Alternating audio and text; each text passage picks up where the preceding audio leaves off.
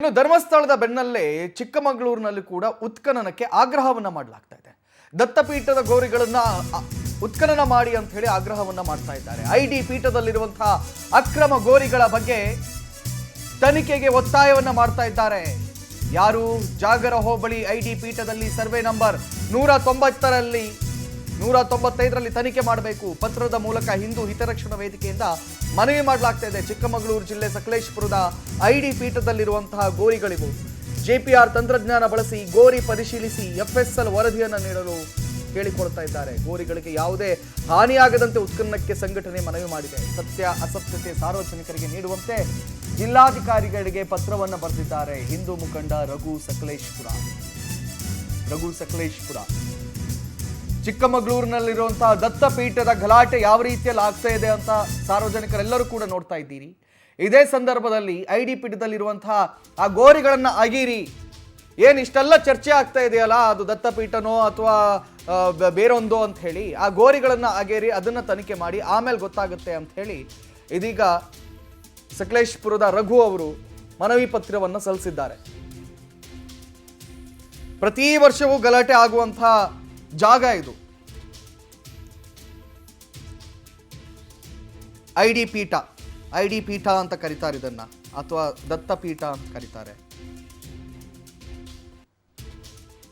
So ಏನಾದರೂ ಮಾಡಿ ಅದನ್ನ ನಮ್ಮ ವಶಕ್ಕೆ ತಗೊಳ್ಬೇಕು ಅಂತ ಹೇಳಿ ಹಿಂದೂಗಳು, ಇಲ್ಲ ನಮ್ಮ ವಶಕ್ಕೆ ತಗೊಳ್ಬೇಕು ಅಂತ ಹೇಳಿ ಮುಸ್ಲಿಮರು, ಇವರಿಬ್ಬರ ನಡುವಿನಲ್ಲೂ ಕೂಡ ಗಲಾಟೆ ಆಗ್ತಾನೇ ಇದೆ. ಇನ್ನು ಈ ವಿಚಾರದ ಕುರಿತಾಗಿ ಮಾಹಿತಿಯನ್ನು ನೀಡಲಿಕ್ಕೆ ಸಚಿನ್ ನಮ್ಮ ಜೊತೆಯಲ್ಲಿ ನೇರ ಸಂಪರ್ಕದಲ್ಲಿದ್ದಾರೆ. ಸಚಿನ್, ಚಿಕ್ಕಮಗಳೂರಲ್ಲಿ ಈ ಹಿಂದೆ ಏನೇನೆಲ್ಲ ಆಗಿದೆ ಅನ್ನೋದನ್ನು ನಾನು ನಿಮಗೆ ಕೇಳಬೇಕಾದ್ದು ಇಲ್ಲ, ನಿಮ್ಗೆ ಗೊತ್ತಿದೆ ಎಲ್ಲ ವಿಚಾರಗಳು ಕೂಡ.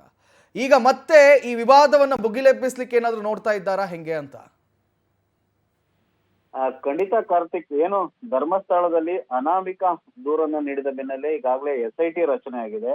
ಆ ಒಂದು ವಿಚಾರವಾಗಿ ಈಗ ಚಿಕ್ಕಮಗಳೂರು ಜಿಲ್ಲೆಯಲ್ಲೂ ಕೂಡ ಈ ಒಂದು ವಿಚಾರವಾಗಿ ಸಾಕಷ್ಟು ಏನು SIT ರಚನೆ ಮಾಡ್ಬೇಕಂತ ಹೇಳ್ಬಿಟ್ಟು ಕೇಳ್ಬರ್ತಾ ಇರ್ತಕ್ಕಂಥದ್ದು. ಪ್ರಮುಖವಾಗಿ ಚಿಕ್ಕಮಗಳೂರು ಜಿಲ್ಲೆಯ ಏನು ದತ್ತಾಪೀಠದಲ್ಲಿ ಇರ್ತಕ್ಕಂತಹ ಒಂದಷ್ಟು ಗೋರಿಗಳಲ್ಲಿ ಈ ಒಂದು ಆರೋಪ ಕೇಳಿ ಬರ್ತಾ ಇರೋದು. ಅಂದ್ರೆ ಇಲ್ಲಿರ್ತಕ್ಕಂಥ ಗೋರಿಗಳನ್ನ ತೆಗೆದು ನೀವು ಒಂದು FSL ವರದಿನ ನೀಡ್ಬೇಕು ಅಂತ ಹೇಳ್ಬಿಟ್ಟು ಏನು ಆಗ್ರಹ ಕೇಳಿ ಬರ್ತಾ ಇರ್ತಕ್ಕಂಥದ್ದು. ಯಾಕೆಂತಂದ್ರೆ ಈಗಾಗಲೇ ಧರ್ಮಸ್ಥಳದಲ್ಲಿ ಯಾರೋ ಅನಾಮಿಕ ದೂರನ್ನ ನೀಡಿದ ಹಿನ್ನೆಲೆಯಲ್ಲಿ ಈಗಾಗಲೇ ಸರ್ಕಾರ ಇದಕ್ಕೆ SIT ಯನ್ನ ರಚನೆ ಮಾಡಿದೆ.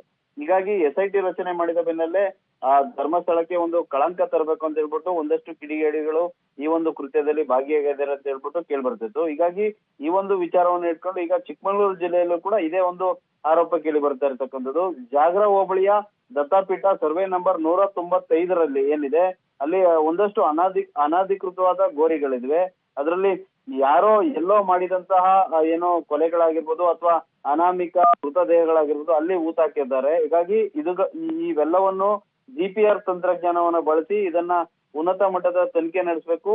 ಅಷ್ಟೇ ಅಲ್ಲದೆ ಈ ಒಂದು ದತ್ತಾಪೀಠ ಯಾರಿಗೆ ಸೇರಿದ್ದು, ಅಂದ್ರೆ ಇಲ್ಲಿ ಹಿಂದೆ ಏನು ಮುಸ್ಲಿಮರಿಗೆ ಸೇರಿದ್ದು ಅಂತ ಹೇಳಿ ಒಂದಷ್ಟು ಜನ ಹೇಳ್ತಿದ್ರು, ಆದ್ರೆ ಹಿಂದೂಗಳಿಗೆ ಸೇರಿದ್ದು ಅಂತ ಹೇಳ್ಬಿಟ್ಟು ಒಂದಷ್ಟು ಜನ ಹೇಳ್ತಿದ್ರು. ಹೀಗಾಗಿ ಈ ಒಂದು ಗೋರಿಗಳನ್ನ ಯಾವುದೇ ರೀತಿ ಹಾನಿ ಆಗದಂತೆ ಅದರ ಒಳಗಡೆ ಇರ್ತಕ್ಕಂತಹ ಮೃತದೇಹಗಳನ್ನ ತೆಗೆದು ಸರಿಯಾದ ರೀತಿಯಲ್ಲಿ ಪರೀಕ್ಷೆನ ನಡೆಸಿ ಸರಿಯಾದ ರೀತಿಯಲ್ಲಿ ಸತ್ಯಾಸತ್ಯತೆ ಸಾರ್ವಜನಿಕರಿಗೆ ನೀಡ್ಬೇಕು ಅಂತ ಹೇಳ್ಬಿಟ್ಟು ಈಗಾಗಲೇ ಜಿಲ್ಲಾಧಿಕಾರಿಗಳಿಗೆ ವಿಶ್ವ ಹಿಂದೂ ಪರಿಷತ್ ಬಜರಂಗ ದಳ ಆಗಿರ್ಬೋದು, ಅದೇ ರೀತಿ ಹಿಂದೂ ಸಂಘಟನೆಗಳು, ಹಿಂದೂ ಹಿತರಕ್ಷಣಾ ವೇದಿಕೆ ಸಕಲೇಶಪುರ ಬಜರಂಗ ದಳ ಮುಖಂಡ ಆಗಿರ್ತಕ್ಕಂಥ ರಘು ಅವರು ಒಂದು ಆಗ್ರಹ ಮಾಡಿರ್ತಕ್ಕಂಥದ್ದು.